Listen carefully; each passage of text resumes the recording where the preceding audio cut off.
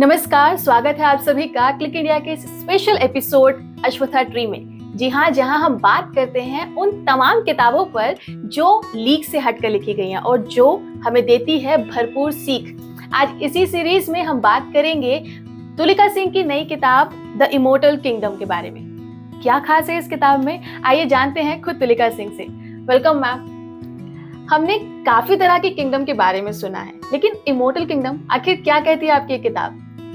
जी, ये एक डिफरेंट नाम देने की कोशिश की थी। ये जो रॉक गार्डन है चंडीगढ़ में, आपने बहुत ही फेमस रॉक गार्डन है जिसके बारे में हम सब ने सुना है। नेकचंद सैनी जी ने बनाया था इसको, और इसको इमॉर्टल तो हम सब समझते हैं कि जो कभी खत्म नहीं होता है, जो हमेशा जीवंत रहता है। और वो वहाँ की जो आकृतियाँ हैं वो ऐसी ही जीवंत हैं जैसे वो आपसे बात कर सकती हैं। और किंगडम इसलिए कि उन्होंने इतना सुंदर ये पूरा जो उन्होंने जो गार्डन बनाया है, उसमें देवी देवता, जो भगवान हैं, राजा रानी, और तरह तरह के जैसे जो कोर्ट में कोर्टिजान्स होते हैं, डांसर्स होते हैं, और छोटे छोटे महल, फवारे, ऐसी ऐसी सुंदर सुंदर चीजें, आकृतियां उन्होंने बनाई है कि ये एक अपने आप में एक संपूर्ण किंगडम ही है ये। तो तुलिका जी, जितना हम लोगों ने अभी तक नेकचंद जी के बारे में सुना, क्योंकि मैं भी जब रॉक गार्डन गई थी तो एक कहानी हम लोगों के सामने आ रही थी जो हर इंसान वहां पर बोल रहा था कि नेकचंद जी ने बड़े ही चुपचाप से, बहुत ही शांति से अपने इस पूरे किंगडम को तैयार किया था। मैं जानना चाहूंगी कि आप हमारे दर्शकों को बताएं कि आखिर क्या थी वो कहानी। जी, हम सब जानते हैं कि चंडीगढ़ एक प्लान्ड सिटी है, और कॉर्पोराइजर जो हैं उन्होंने पूरी तरह से चंडीगढ़ को एक अच्छा जो आकर्षक स्वरूप है उन्होंने दिया था। तो उन दिनों जब जो ये शहर है चंडीगढ़ का, जब उसे तोड़ा जा रहा था, तो एक हमारे नेकचंद सैनी जी जो हैं, उन्होंने वहाँ की जो टूटी फूटी चीज़ें हैं, वहाँ के जो टूटे सेरेमिक्स हैं, तार हैं, टायर है, ऐसी छोटी मोटी चीज़ों को वो इकट्ठा करते थे जिनको हम फेंक दिया करते हैं। और उन चीज़ों से उन्होंने इतनी सुंदर आकृतियाँ बनाई है।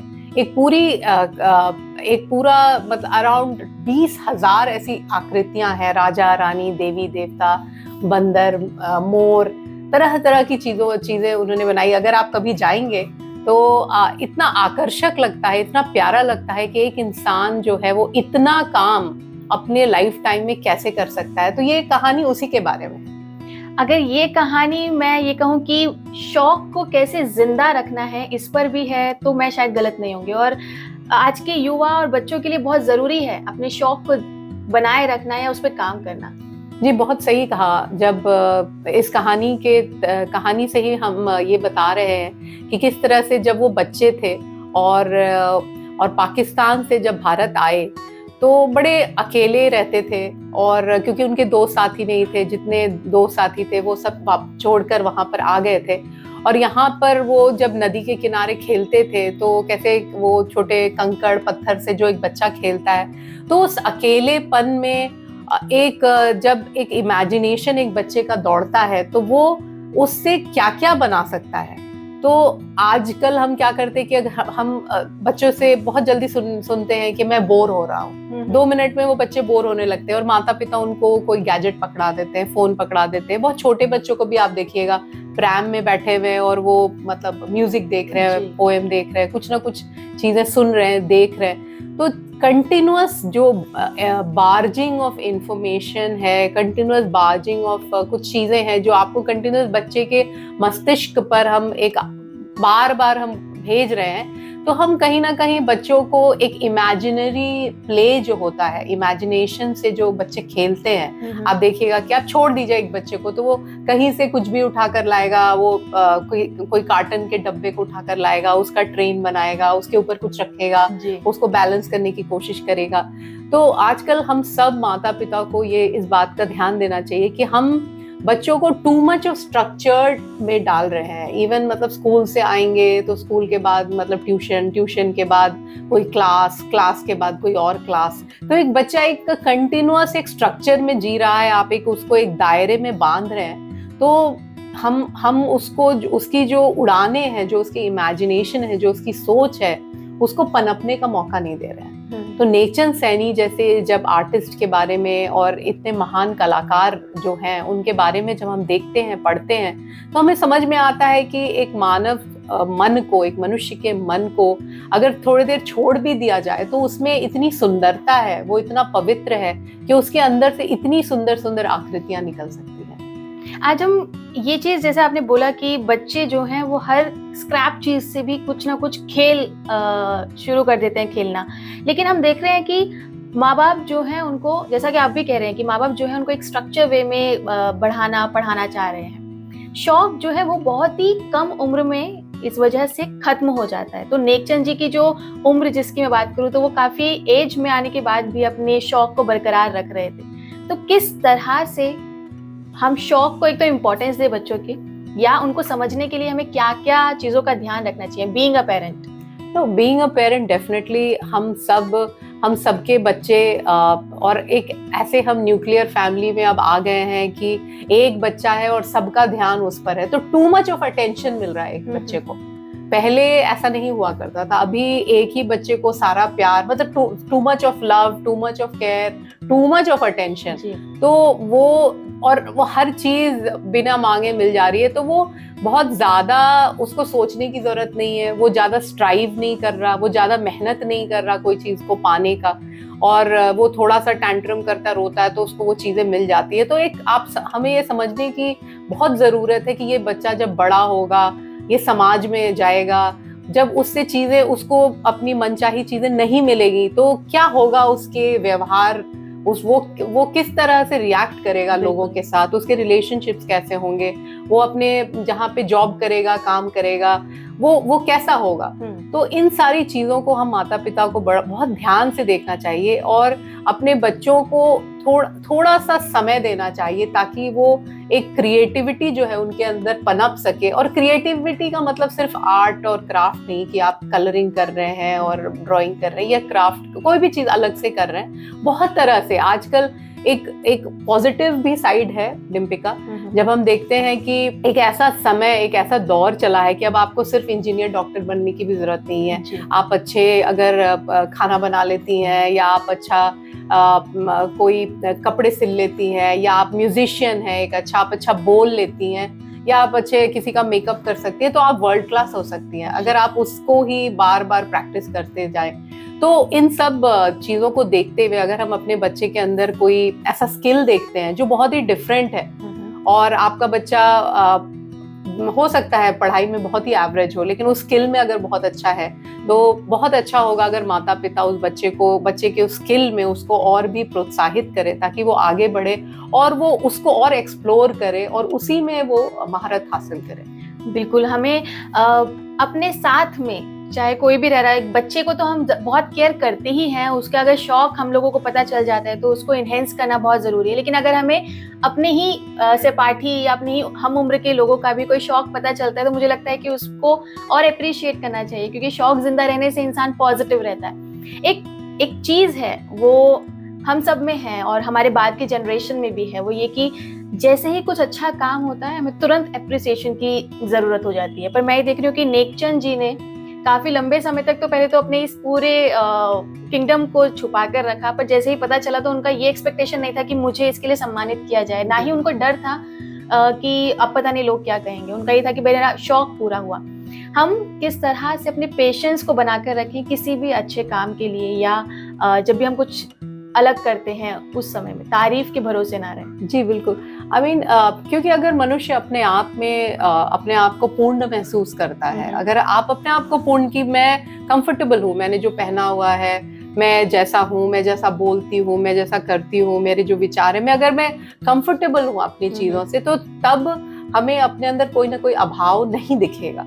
लेकिन आज का जो युग है, जो डिजिटल युग है, जो सोशल मीडिया का युग है, जो पीयर प्रेशर है, उसमें बच्चे अपने आप को बिल्कुल एक तरीके से फंसा हुआ पाते हैं और सबको ऐसा लगता है कि हमें कुछ होना है, कुछ बनना है, हमें कुछ डिफरेंट होना है। मेरे बाल ही शायद अगर डिफरेंट हो तो मैं इसको लाल करा लूं तो सारे लोग मुझे देखेंगे, या मैं कुछ भी मतलब बहुत ही वियर्ड चीजें मैं अभी नहीं बोलना चाहती, लेकिन कुछ बहुत ही वियर्ड ऐसी चीजें हमारे सोशल मीडिया पे अगर आप देखिएगा तो तरह तरह के लोग अटेंशन सीकिंग जिसको कहते हैं, उसको पाने के लिए लोग किसी भी हद तक जा सकते हैं। तो वो हमें सोचना चाहिए, हम बच्चों को, हम पेरेंट्स को, हम एकेडमिशियंस को, जो हमारे यहाँ जो विचारक हैं, उनको सोचना चाहिए कि हमारा ये पूरा समाज ये किस तरह जा रहा है। तो ये बहुत ही अभावग्रस्त जीवन जो है, जिसकी हम इनकम्प्लीट है,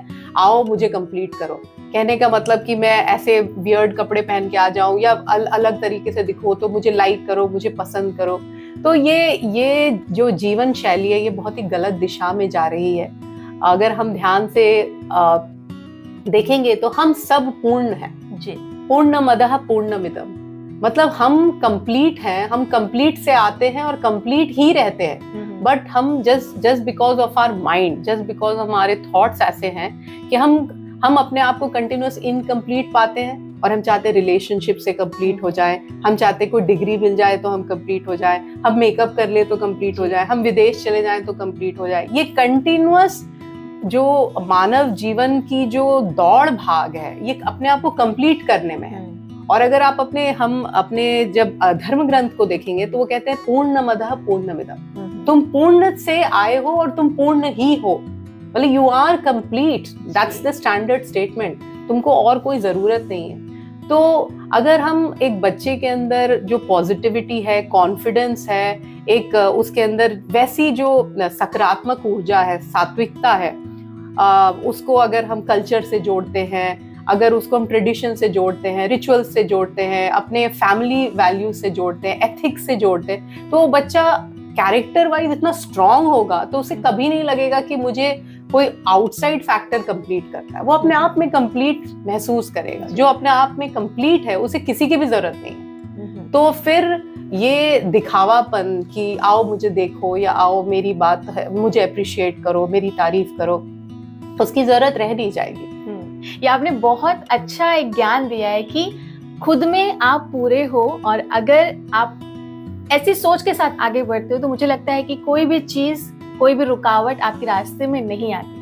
मैम, जब आप ये किताब लिखने के बारे में सोच रहे थे तब आपको क्या लगा था कि क्यों नेकचंद जी की कहानी को बच्चे पसंद करेंगे, उनसे क्या सीख मिलेगी, तब क्या सोचा था? जी, मैं जब पहली बार मैंने ये पुस्तक एक्चुअली डिम्पिका मैंने सिंगापुर में कंप्लीट की, और मैं रॉक गार्डन बहुत छोटी थी तब मैं गई थी, लेकिन फिर बड़े होने पर भी गई हूँ। लेकिन जब मैं बड़े होने पर जब वहां पे गई थी तो इतने छोटे छोटे प्यारे प्यारे टनल हैं, और जब बड़ों को भी उसमें झुक के जाना पड़ता है कि भाई देवी देवताओं की नगरी है, आपको सर झुकाकर एंटर करना है उसको, तो वो इतना प्यारा है कि बड़े भी बच्चे बन जाते हैं। तो मुझे लगा कि ये एक ऐसी जगह है जहाँ पे सब बच्चों की तरह हंस रहे हैं, खेल रहे हैं, सब चीजों को देख रहे हैं। अगर पुल पार करना है तो बड़े भी उसमें मौज मस्ती कर रहे हैं। तो एक ऐसी चीज कि एक बड़े ने एक बच्चों के लिए इतनी दुनिया बनाई है जहाँ बड़े भी बच्चे बन जा रहे हैं। तो मुझे लगा कि ऐसे नेकचंद सैनी के बारे में हमें बताना चाहिए, हमें पढ़ना चाहिए। और जब मैं चंडीगढ़ में थी तो काफी स्कूल के बच्चों से जब मैं इंटरेक्ट करती थी तो मैंने पूछा, आप रॉक गार्डन जानते हो? तो उन्होंने कहा, हाँ आंटी हम जानते हैं। आप नेकचंद सैनी को जानते हो? तो कोई मतलब most of the I think 95% लोगों ने कहा कि हम नेकचंद सैनी को नहीं जानते हैं। तो मुझे लगा कि जिसने इतनी सुंदर दुनिया बनाई, जैसे अगर ईश्वर को भी देखें, इतनी सुंदर दुनिया बनाई, हम उसके बारे में नहीं जानना चाहते। तो इतनी सुंदर रॉक गार्डन बनाया, तो हम नेकचंद सैनी के बारे में क्या नहीं जानना चाहेंगे? बिल्कुल जानना चाहेंगे। और नेकचंद सैनी के साथ साथ ऐसे बहुत सारे मैं ये कहूँगी कि कलाकार हैं जिनके हाथों में हुनर है। हम उनकी बनी हुई चीज़ों को तो सराह रहे होते हैं, लेकिन हम उनका नाम लेना या उनको याद करना भूल जाते हैं। तो हमें किस तरह से उनके प्रति अपना एक प्रेम भाव, एक सम्मान भाव दिखाना चाहिए? जी, मेरी ये बहुत ही मैं अपनी इंडिविजुअल कोशिश के बारे में बात कर सकती हूँ इस समय कि मेरी ये कोशिश रहती है कि अनसंग हीरोज के बारे में बात की जाए, जिनके बारे में समाज को जिस तरह का वो काम कर गए, क्योंकि एक बहुत ही इंस्पिरेशनल काम है। और ये लोग पर्दे के पीछे ऐसे काम कर जाते हैं जिसको लोग जानते नहीं हैं। लोग जो है वो रिजल्ट देख पाते हैं, बट जो हुनर है, जो हाथ है, जो कारीगरी उसके पीछे गई है, लोग उसके बारे में नहीं जान पाते। तो एक अभी मेरी बहुत लेटेस्ट किताब जो आई है फुलकारी के ऊपर हमने लिखी है कि किस तरह से फुलकारी जो है वो एक आर्ट है जिसमें औरतें घर में बैठ के फुलकारी के लिए काम करती थी, और अब जो है मशीन युग में जब आ गया है तो किस तरह से इट्स अ डाइंग आर्ट। तो इस तरह का जो इस तरह के जो सब्जेक्ट्स हैं, इस तरह के इंटरेस्ट हैं, कोशिश कर रही हूँ मैं कि उसको सामने लेकर आए ताकि हम सब उन अनसंग हीरोज के बारे में जान सकें। जी हाँ, बिल्कुल। हम लोग अपने छोटे छोटे कदमों को बढ़ाकर, एक प्रशंसा के कदमों को बढ़ा के, या किसी का सम्मान करने के लिए अगर उस रास्ते पे चल रहे हैं, तो ऐसे बहुत सारे हमारे समाज में हीरो हैं जिन्होंने बहुत ही महान काम किया है, और हमारी कला और संस्कृति को संजो के रखने में उनकी बहुत बड़ी भागीदारी है। तो मुझे आपकी बात से यही समझ में आया कि छोटे छोटे कंट्रीब्यूशन से हम उनको सम्मान दे सकते हैं और उनकी इस पूरी मेहनत को आगे बढ़ा सकते हैं। Thank you so much ma'am, आपने एक और नई किताब से एक नया ज्ञान हमारे दर्शकों को दिया, हमें दिया, इसके लिए आपका बहुत बहुत धन्यवाद। तो दर्शकों, आज इस इमोर्टल किंगडम के बारे में समझकर सुनकर मुझे तो ये एहसास हुआ है कि कला हर एक व्यक्ति में जिंदा रहनी चाहिए, और उस कला की कदर करना भी, ये भावना भी हर किसी में जिंदा रहनी चाहिए। ऐसी बहुत सारी किताबों पे हम आगे और बात करेंगे। अभी के लिए बस इतना ही। देखते रहिए क्लिक इंडिया। नमस्कार।